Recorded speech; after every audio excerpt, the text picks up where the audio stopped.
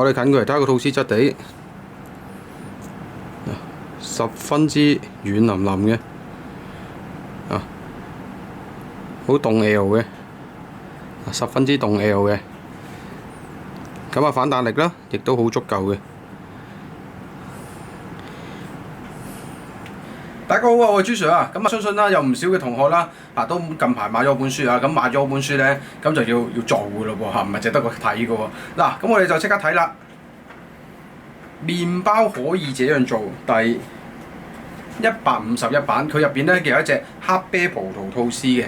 咁咧點解叫黑啤葡萄吐司咧？即係佢 recipe 入邊啊，咁係攞黑蜜啤酒去整嘅。嗱，咁樣唔使聽到話一聽到黑蜜啤酒，即刻卻咗部先。細路仔唔食得啦，等等。咁其實咧，你嗰個黑啤咧，只係要攞翻佢嗰個蜜味嘅啫。咁啊，佢經過個烘焙途中咧，佢嗰啲酒精啊、嗰啲酒味啊等等，全部揮發晒嘅。跟住剩低落嚟咩？剩低就係一個十分之濃郁嘅蜜味嘅啦，咁好好食嘅個麵包係。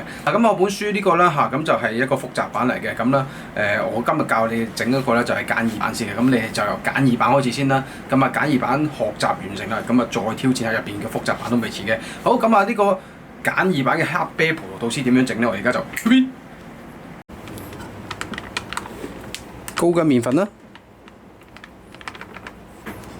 鹽。黑糖啦，內高糖酵母，黑麥芽精粉啦，咁啊當然唔少得有我哋嘅主角黑啤啦，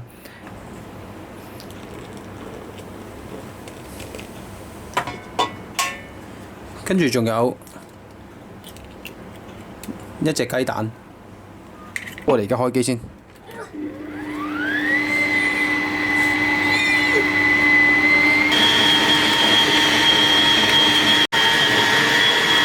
嗱，咁啊而家啦，大概過咗8分鐘之後啦，佢個麵團啦，開始冇乜黐光啦。好，我哋睇下個形態點樣先。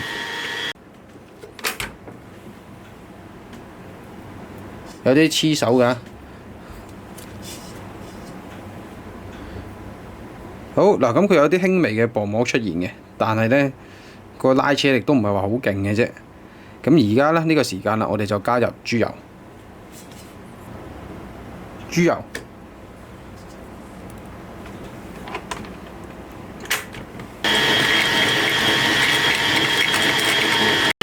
好啦，咁啊總共個麵團啦，大概混合咗差唔多係14分鐘到啦。我哋而家停一停機，睇下個麵團係咩模樣先。咁你見到啦，個麵團啦係有光澤嘅。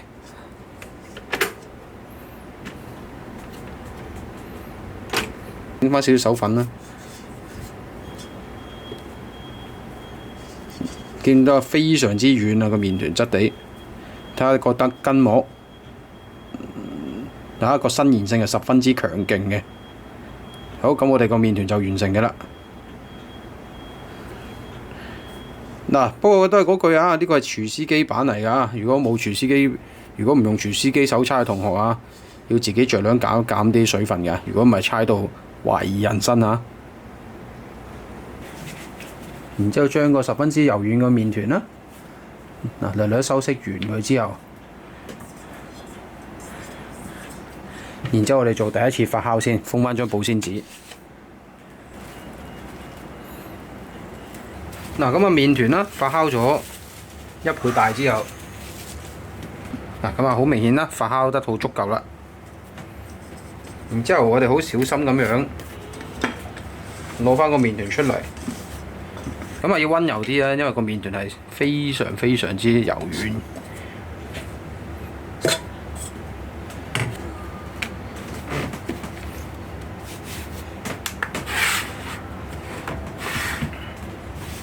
好輕飄飄。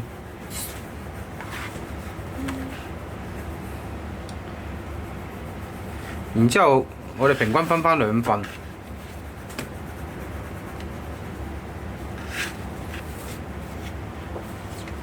我哋排一排氣啦。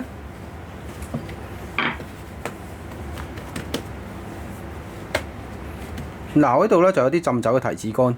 咁如果冇浸酒嘅同學咧，咁啊可以用之前啦，取出你適當用嘅量啦，係咁依浸一浸水喺提子乾度得。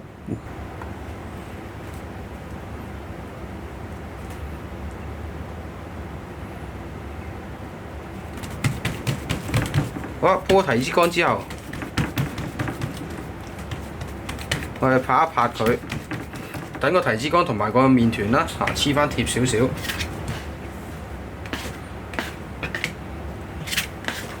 好啦，跟住慢慢咁樣捲翻起佢。我哋將個麵團啦收一收色，做翻一個圓形。跟住收緊個麵團佢。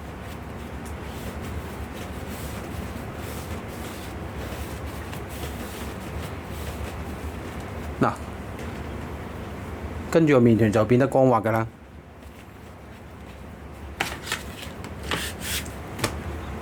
嗱，睇多一次啦，將個麵團將佢收飾翻做一個圓形先。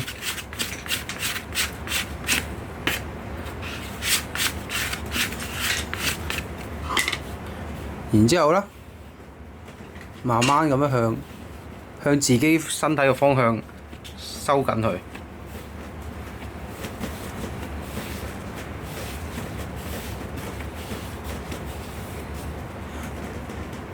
嗱，咁啊變得光滑㗎啦。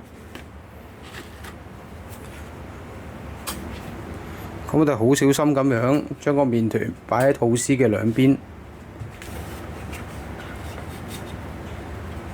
然之後做第二次發酵，麵團發酵到90%滿啦，我哋而家準備入爐啦。好，咁我入爐大概35至40分鐘。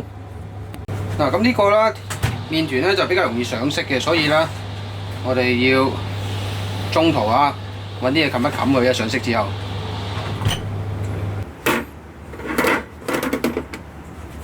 好，8個字之後我哋出爐。好熱！我哋近佢嚟睇下個吐司質地，十分之軟腍腍嘅，好凍 L 嘅，十分之凍 L 嘅，咁反彈力啦，亦都好足夠嘅。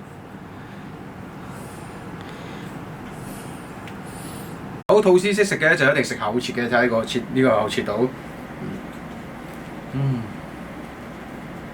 十分之香，